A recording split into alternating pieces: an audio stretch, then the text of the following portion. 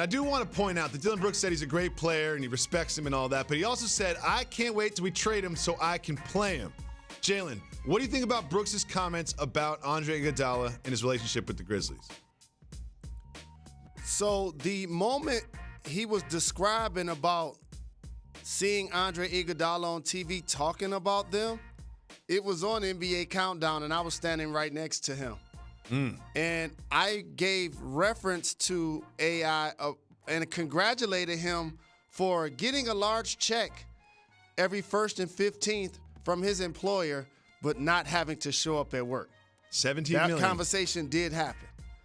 And so in a salary cap driven sport, let me just tell you from Dillon Brooks' side, when you allocate resources like that to one player, that means that you're taking away from something that could be possibly making the team better if that player isn't performing at all.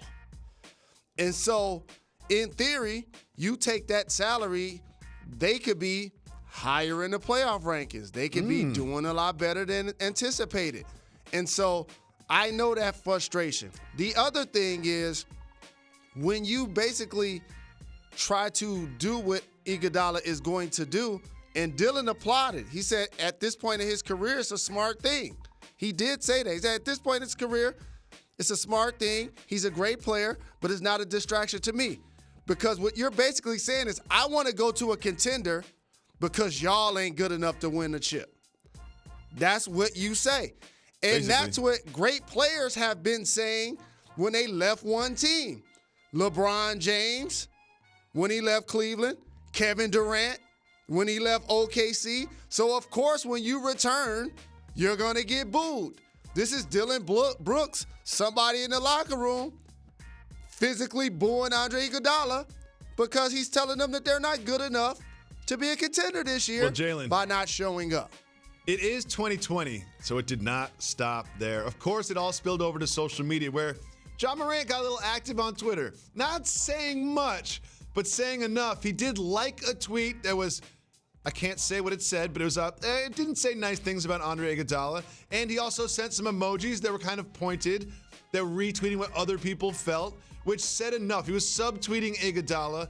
And then, of course, it went and snowballed from there. So what do you think about these two young Grizzlies basically subtweeting and co-signing very, very negative things about Iguodala after the fact? It has nothing to do with Andre Iguodala. That's my family. This has everything to do with my love for the league. I want to make sure I say this as somebody that grew up playing on a milk crate. Okay, nailed to a telephone pole, and that's why I started shooting runners and floaters, because you get splinters running into that pole or people to push you into it. I like competition within the game. This is a Western Conference foe. Iguodala may end up on the Western Conference team. Allegedly, that might be the Lakers or Clippers. I like a young group of players that are owning the fact that we're the grit and grind part 2 in theory. We got something special happening in Memphis, is what Ja Morant is telling y'all. You saw Jaren Jackson, and I've been telling you, he shoots that 3 with that right hand. But when he get around that basket, he'll bang on you with that left. Oh, he dunked on Drummond with the left hand. I know you saw that. I know you saw him dunk on Drummond last night with the left hand. Yeah. I mentioned it when we talk. You talk about the Mavs young duo.